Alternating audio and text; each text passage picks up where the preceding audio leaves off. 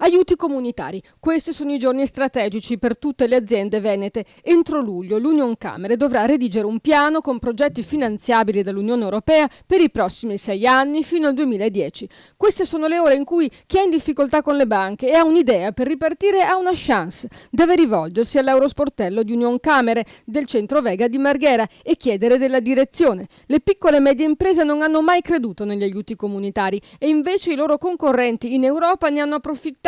Per questo l'Associazione Fare Europa di ispirazione cristiana e legata al Partito Popolare ha organizzato un incontro informativo all'Holiday Inn a Mestre. Con questa associazione abbiamo iniziato un percorso per far capire meglio ai cittadini cosa ci può dare di più l'Europa, cosa possiamo dare noi d'Europa, cosa possiamo avere di buono dell'Europa.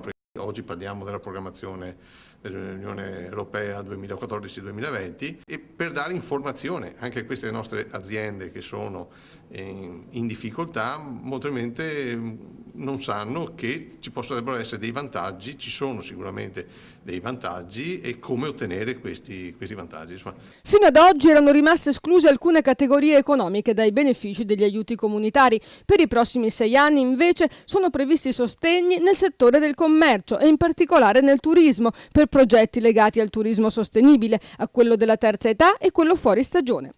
Fino ad oggi l'abbiamo sfruttata molto male e ci siamo trovati a doverne subire più le conseguenze.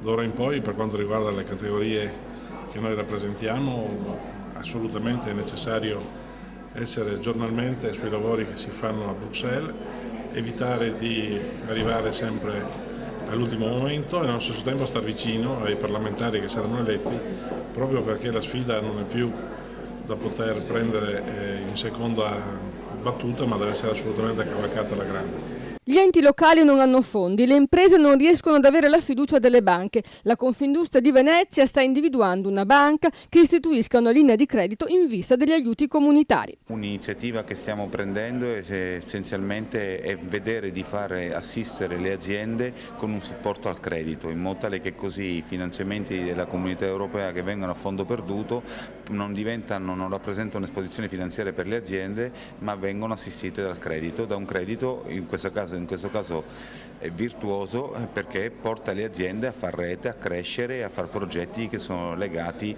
all'innovazione, alla formazione, alla ricerca e anche a progetti di rete e alle aggregazioni. E poi c'è sempre la regione a cui rivolgersi.